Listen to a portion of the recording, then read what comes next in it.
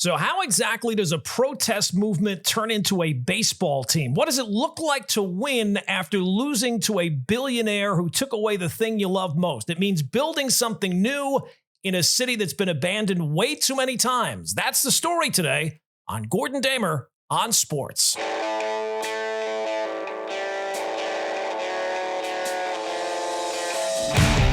Hey, welcome in, everyone. Welcome back to another edition of Gordon Damer on Sports, episode number 14. As always, if you're enjoying the podcast, do me a favor, hit that subscribe button, leave a quick review, share it with someone you know.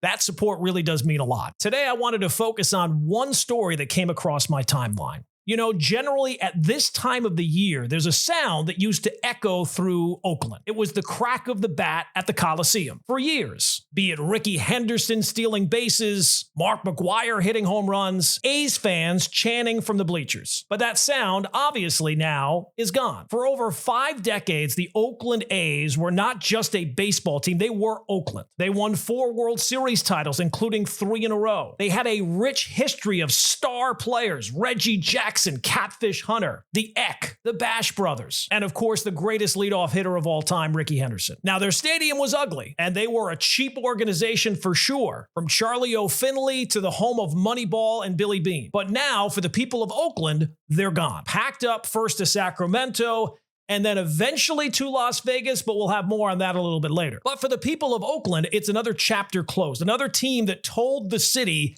it did not matter. Now, the A's were not the first to leave. The Warriors were the first to leave, or maybe it was the Raiders who left and then came back. Either way, what's left behind is more than just some empty stadiums. It's a city that kind of feels like it's being hollowed out in real time, especially for sports fans. But this episode isn't just about what Oakland has lost. It's about what's building in its place, because in the shadow of the A's exit, something kind of unexpected happened. Now look, I've been around long enough, and maybe you have too, to see how these things usually go. A team announces it's leaving, fans get all ticked off, and the protest, maybe it's calls to a local sports radio station event, maybe it's a protest night, but after a short while, those protests disappear. They fizzle. They always fizzle. And at the end of the day, the team leaves, the fans get ticked off, but life goes on. That's the usual formula. That's how things usually go, but not in Oakland. Oakland has been different. Instead of just letting their team slip away quietly one night, fans made noise. Over the last few years, they packed the Coliseum for a reverse boycott night. They chanted, "Sell the team" in the 5th inning of every home game last year. They organized, and when that didn't stop the billionaire owner John Fisher from bailing, Oakland didn't give up, and now they've built something new. Introducing the Oakland Ballers. Out are the A's, in are the B's. Now, they're not a major league team. They're not even a minor league affiliate. They're an independently owned club built by and for the city. They still got the green and gold uniforms. They don't play their games at the Coliseum. They play their home games at Ernie Raimondi Park in West Oakland. There's no luxury boxes. There's no billionaires. But they've built something for the die-hard baseball fan in the city that lives there. But this is what makes the Ballers so unique. It's not just fans griping and yelling and complaining with no actual results. They've built something entirely new and hopefully a response to one of the most shameful team exits in sports history. They didn't just protest, they built something. When they got blown off, they relied on some hometown pride. Today on the show, we're talking with Jorge Leon, one of the proudest, one of the loudest guys in all of this.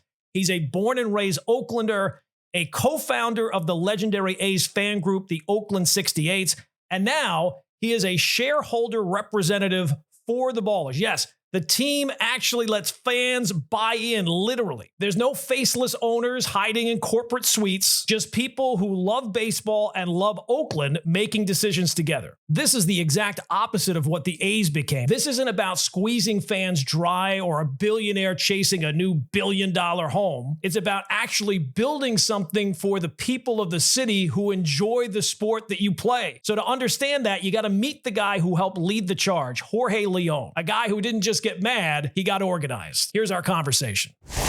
All right, our guest today is Jorge Leon. He is a lifelong Oaklander and a founding member of the Oakland 68ers and now an elected shareholder representative for the Oakland's newest baseball story, the Oakland Ballers. And he's nice enough to give us a few minutes this afternoon. Jorge, thanks for popping on the podcast. I saw your story on the internet and stuff like that. I just thought it was fascinating. And thanks for giving us a little bit of time. Yeah, no, thank you, Gordon. Thank you for reaching out. And I'm more than happy to be on it. This whole story stems from your love of baseball and the A's. Who was your guy growing up? Was there one guy that got you hooked? Was it Ricky? Was it the Bash? Are you not that old? I don't know. I can't tell how old you are. So who was your guy when you were growing up that you loved the A's with? Yeah, you know what, man? It's been a mixture of players, but I guess my earliest memory is probably Mike Bordick, Scott Heeman. I mean, I kind of I grew up loving the A's when they sucked, right? Like 95 was like what I recalled, like 93, 95 era. So a lot of the guys are probably like you probably you don't even know, right? It's like the Scott Hemans of the world, the Troy Neals, the obviously Mike Bordick was a pretty good shortstop, and Bill Gates, or not Bill Gates, sorry, Brent Gates was also a second baseman for the A's. So those are the guys. Stan Javier. Oh, sure. Yeah. Yeah. Then later on, Miguel Tejada, obviously, and then Ricky Henderson was always around in Oakland, so we knew of him. So that's pretty cool. All right. Well, all right. So the A's story is a long one with the losing of the team. When you first, to make sure that I have the timeline right, when the A's first started mentioning about maybe moving, is that when the 68ers came along, or were they prior to even the dispute over where the franchise was headed? Yeah, no, so the 68s were born out of just a pure fandom of Oakland A's, right? Like we already had the drums, we already had the flags, we had the chants, and we were always soccer fans too, you know. So we thought like in soccer culture, there's a supporters group, they stand behind the goal, and they do chants and crazy stuff like that. So we already had it in place, and we just became kind of a little more organized, a nonprofit, a 501c3. We had already done things around the community. So we already had all that. We just needed to be a little more organized and ask people to kind of give donations, because we would throw these amazing tailgates and parties. So you get the best of both worlds. You get to kind of cheer on your team that you love and party with us, and then give back to the community. So that's where it was born. Emotionally, when it was clear that the A's were leaving, was there a moment that it hit you, or was it just something that kind of happened over time? What was your reaction, and was there a moment where it kind of hit the hardest? You know, to be honest, I've been trying to fight for the A's to stay in Oakland since 1998. So to me, there was always going to be that moment when they would either actually leave, or we would actually have an owner that would buy the team and kind of keep them here. So, you know, there was times where they had announced the Fremont site, and I thought they were gone. There were times when they had announced San Jose, and I thought they were gone. So it was always kind of like in the back of my mind, and it was never like a situation where I was like, oh, that was a moment where I remember. But in this case with Las Vegas, you know, I was putting my daughter to sleep, and I got the text or the news like around 10:30 p.m. And it was just kind of more of a, oh, here we go again type of moment. And so then it was more like more anger, and more like, okay, let's kind of create some sort of protest or some sort of like action plan, you know? Now, do you still follow the A's, what they're doing, or do you still root for the team, or are they like an ex-girlfriend where they're out of your life and you've moved on? No, yeah, I've surprisingly moved on. I mean, I don't even know who plays for them anymore. I don't even care about them. You know, I'm more invested with the ballers and the Oakland roots and soul, and the people that want to be here.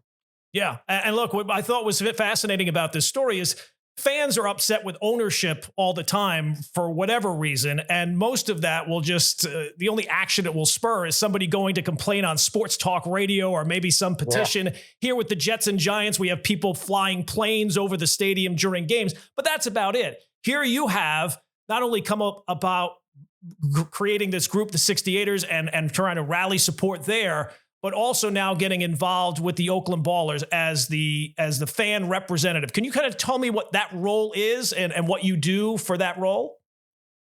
Yeah, so that role with the Ballers right now, it's similar to what I used to do before the official title, which was basically kind of advice on fan initiatives or some sort of fan entertainment around the Ballers. And basically anyone that wants to argue or kind of complain about any situation around the ballers and how to enhance the fan experience is basically what I take responsibility for. So you know, any chance that people want to chant about a little bit more, like get loud and all that stuff, and they could talk to me. And also, with enhancing the ballpark, so like we've incorporated a playground that used to be separated from the stadium, so we incorporated that.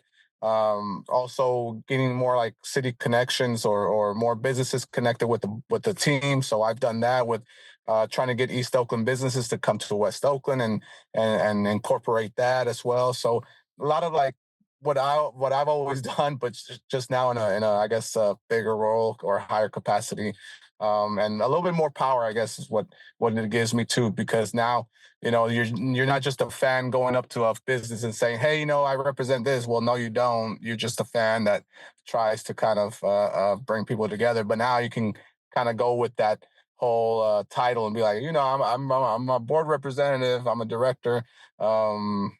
We would love if you would join some sort of event, and that's why I come in. What convinced you that the Ballers could be more than just, a fun idea or a fun concept?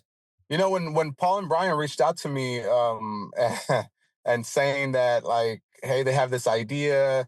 It's a professional independent ball club with a historical league. The Pioneer League has been around since 1939. At first, I thought it was just kind of a concept, but once they started explaining to me that, hey, everything's kind of done, the ducks are in a row, this is what we have, that's when it kind of hit me. I was like, oh shit, like this is actually something that is happening. It's not even a question of when or if, but it's actually happening. So that's when it kind of convinced me, and Paul and Brian showed so much respect to us, the 68s, and to me as well. And so I admired that, and kind of I was like, all right, let's do what I can as a fan to help you guys, achieve the goals that you're looking to achieve. What's the message that Ballers are trying to send? Maybe not just to Oakland, but to the sports world. You got the green and gold uniforms. You're not the A's. You're the B's. You're the Ballers.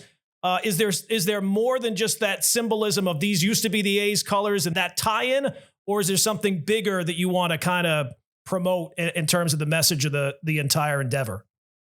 Yeah, I think it's a little bit of everything. So, like, don't ever count us out. Don't count out Oakland. And, my message, fighting for the A's for so long was always that we're not going to let a billionaire dictate the end of professional baseball here in Oakland. And I didn't think it was going to happen this soon. And so the Ballers came around, and so I think our goal, or however our motto is, don't count Oakland out, because no matter what you want to talk about Oakland, can be a lot of negatives, but the positives, that we are a town that doesn't give up. We're very, very resilient. We do what we can and want for the community, and so that's been the Bees motto, and it's kind of like I said, Brian and Paul were like, this is like your canvas, just paint whatever picture you want to paint, and that's kind of been an amazing thing to be doing.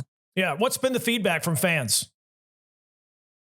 So every time that I bring someone to Raimondi Park in West Oakland, their jaw drops, and it's like a smaller Wrigley Field vibe to it, and they love it, especially with there's a Prescott Market that just opened up. It has a brewery in there.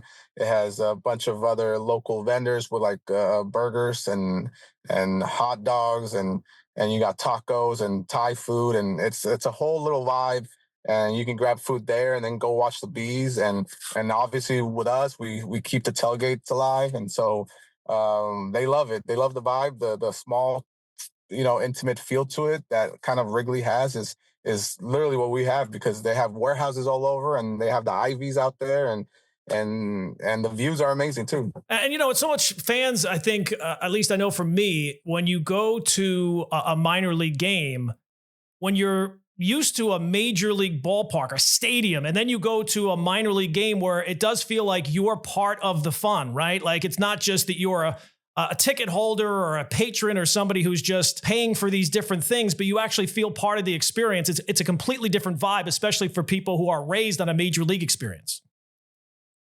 Yeah, no, 100%. And I will say that there was a point in time where we had a similar relationship with the A's, you know.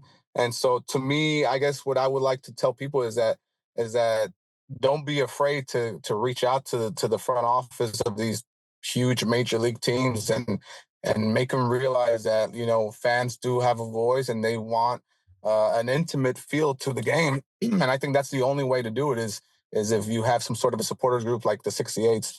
But it is pretty cool that every sports team here, at least in Oakland, with the roots and the soul, they also have that good. We have that good relationship with them to where they make it very intimate, very a phone call away type of environment. And I wish that that even not just minor league teams, but also the majors should be able to do that. I don't know if this came across your timeline or if anybody showed this to you. You said you're kind of out on the A's and you don't really focus on it anymore. I think it was like 2 weeks ago during their pregame show, someone stood in between the two guys who host their show was in the stadium where they're doing it in Sacramento now. And the guy had a shirt on that said sell, and security was trying to get that guy to move. And that guy, I don't even know if he was saying anything to the security person, but he was just staying there. He was so prominently featured. It kind of went viral. I don't know if that showed up on your timeline or if anybody made you aware of that or not. Yeah, it actually did show up on my timeline, and it's funny because he's a pretty cool guy. I met him in person, and for me to see him doing that is something that that I honor a lot, and it's pretty cool because some people say that how come we're not fighting, but we are kind of fighting in a way that's different, right? We're trying to keep baseball alive in Oakland, so that's what we're fighting for here. And then now you have these fans that are having these sell shirts and sell chants over there, and that's I commend that. And that shirt is so iconic now that it's it's pretty cool to see. Yeah. Um, It's got to be awesome. Like something that you helped build, even though it's yeah. gone now, it still kind of lives. I don't want to make it sound morbid, but it still lives on even after, the fight is over. Yeah, exactly. And I never thought that it would get this big, and being that shirt's in the Hall of Fame, and that shirt means so much to like not just this fan base, but also the Chicago White Sox fan bases. The I recently saw someone in Dallas, the Dallas Mavericks, chanting "Sell the team," and it's just been so. I think it's weird. It's bittersweet because I feel very proud that like people are kind of fans are waking up and saying like, hey, we have a voice and we belong and we want to be a part of it. And so it is pretty cool. The bitter part about it is that we lost our team. Yeah. So what's your hope for the Ballers? Like grand picture 5 years from now, where do you see this thing going? So I always have kind of a long-term vision and a short-term vision. So a short-term is what we're currently facing, which is putting more things around the stadium, and that's coming up into fruition. And then my long term, I don't know if I mean, I feel like I'll make my voice heard, but I want that league to compete at a higher level. I think it has the talent, it has the people in place to make it. So I guess my long term vision is to force people to come out to West Oakland and say, damn, Major League Baseball made a mistake, and now we have a great competitive league like the Pioneer League Baseball League, and the stadium to go over capacity from 4,000. I wanted to go up to 10,000, and so just baby steps, but eventually I think that's the long term. I hate to end on a negative, but if John Fisher were ever to stumble upon this podcast and we're listening to you talk about this, what would be the one thing you would is keep it as clean as you possibly can, but what would be the one thing you would want John Fisher to know?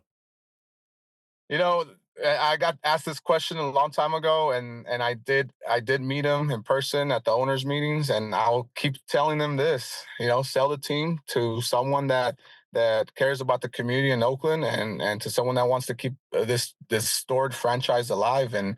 And I've said that to him already. So I got nothing else to say except that you made a mistake. All right, let's talk more about this A's stadium situation in Las Vegas, which I just assumed the deal was done. But honestly, when you look more at it, it feels like it's kind of being held together with duct tape and some hope. Now, according to reports, we're a couple of weeks away from the official groundbreaking for a brand new $1.75 billion stadium that will be located right on the Vegas Strip. And that sounds super cool and super exciting until you dig just a little below the surface, because the thing is, it might be the most fake groundbreaking that we've seen in a very long time. And I'm not saying that just to be dramatic, because there's the real possibility this turns into a big ribbon cutting ceremony with nothing to actually cut, because right now it doesn't look like they have the money lined up to actually build the thing. So let's break this down. The owner of the A's is John Fisher, who we mentioned earlier in the interview with Jorge. He has a net worth of around $3 billion. And unlike almost every other team owner in modern sports, he's expected to pay for most of this stadium himself. And not just that, but he's also supposedly covering any cost overruns, which is really important because considering how uncertain the economy is, good luck predicting what those overruns might actually mean. So normally in this situation, an owner would do one of two things: either bring in more minority investors or B, secure public funding. So far, Fisher has done neither of those things. There's no investors, and he has not even asked officially for the state of Nevada for $380 million in public funds that are sitting there waiting to be spent. That money was already approved, but for some reason, he's not made a move on it. So it's very possible behind the scenes there's a lot more going on, but to build a stadium, you need real financing, and the people who follow these things closely are kind of skeptical. You need actual steel and actual concrete. You need real financing, and the people who follow these things closely don't seem to think those things are there. Now, the columnist at the Sacramento Bee, Tom Phillip, I believe is how you pronounce his name, he said basically, unless something changes pretty fast, this whole thing is really just a show, this ribbon cutting ceremony, because he does not believe that Fisher is really going to pony up north of $1 billion out of his own pocket. The only other guy who has done anything close to that is Jerry Jones. And Fisher doesn't exactly scream visionary the same way that Jerry Jones does. Then you have to factor in the location factor. Vegas is not the guaranteed home run that Fisher probably thinks it is. Sure, it's flashy, it's fun. They got the Raiders, they got the Golden Knights, but the A's, this is a team that could not draw flies in Oakland or now in Sacramento. You really think they're going to be a hot ticket in town where half the crowd is from out of town? If anything, the A's risk becoming a kind of novelty, kind of a sideshow. So from the people who follow these things closely, this is what needs to happen like almost immediately if this thing is going to move forward. Fisher has got to secure the money one way or the other. He's got to ask for the public funds that were approved,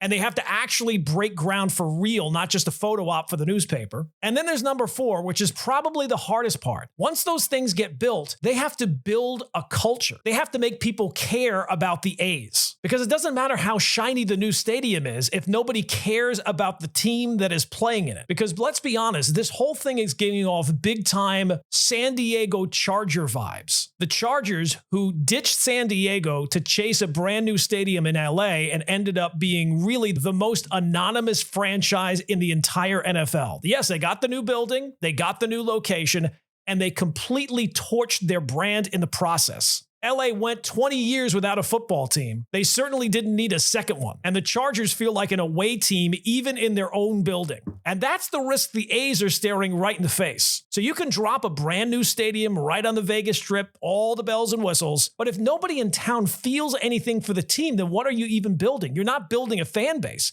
And the A's already had this issue in Oakland. And now you're going to Vegas, which is a tourism-driven town. You're hoping people are going to fall in love with a team that's been running, basically, looking for a new home for 2 decades. It feels like it's a branding disaster waiting to happen unless they get it right, and nothing so far shows that they're doing that. And getting it right means more than building a retractable roof stadium with the fancy bells and the whistles. With all the things there are to do in Vegas, who's saying, hey, you know what we should do? Let's go to an A's game. And as an organization, you got to invest in the community. You got to make A's games feel like an event. You got to create something that feels like it belongs to Las Vegas, and that might be tougher to build than a $1 billion stadium. All right, that's going to do it for today's episode. If you enjoyed this episode, please hit that subscribe button, leave a review, share it with a fellow sports fan. It really does help more than you know. And we will be back later this week with a fresh edition of Gordon Damer on Sports. And who knows, maybe the Knicks will have even found a new head coach by then. We'll see.